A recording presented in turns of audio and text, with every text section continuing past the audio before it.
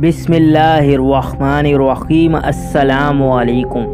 आज की इस वीडियो में हम आपको ईद उल अज़हा की नमाज़ पढ़ने का स्टेप बाय स्टेप मुकम्मल तरीका बताएंगे।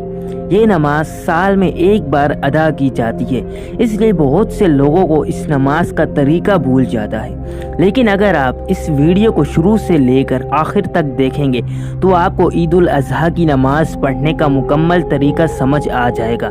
हम आपको ईद उल अज़हा की नमाज़ पढ़ने का तरीका बताएंगे, लेकिन उससे पहले आप हमारी इस वीडियो को लाइक कर दें, और अगर आपने हमारे चैनल को सब्सक्राइब नहीं किया हुआ तो हमारे चैनल को सब्सक्राइब करके आप इस घंटी के बटन को भी ज़रूर दबाएं, ताकि हमारी हर न्यू आने वाली वीडियो का नोटिफिकेशन आप तक पहुँच सके। सबसे पहले आपने ईद उल अज़हा की नमाज की नियत करनी है।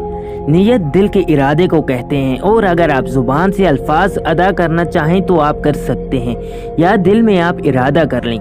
ईद उल अज़हा की नमाज की नियत ये है, मैं नियत करता हूँ 2 रकत नमाज ईद उल अज़हा की 6 ज़ायद तकबीरों के साथ वास्ते अल्लाह ताला के पीछे इस इमाम के मुँह मेरा खाना काबा शरीफ की तरफ।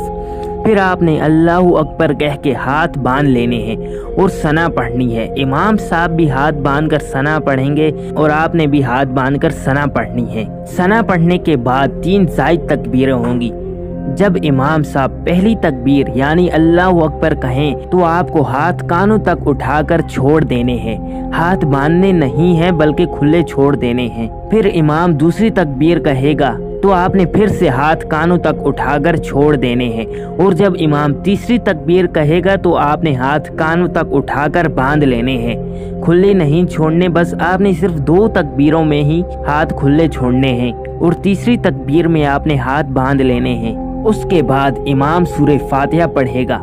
सूरह फातिहा पढ़ने के बाद इमाम किसी और सूरत की किरात करेंगे, और फिर रुकू और सजदा करके पहली रकत मुकम्मल हो जाएगी। पहली रकत मुकम्मल होने के बाद दूसरी रकत के लिए उठते ही इमाम किरात करेगा, यानी सूरह फातिहा के बाद कोई और सूरत पढ़ेगा।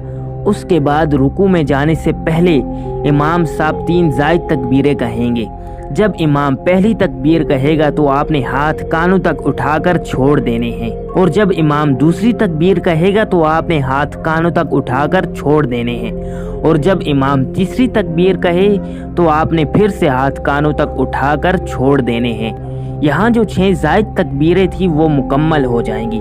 और उसके बाद जब इमाम चौथी मर्तबा अल्लाहु अकबर कहेगा तो आपने बग़ैर हाथ उठाए अल्लाहु अकबर कह के रुकू में चले जाना है।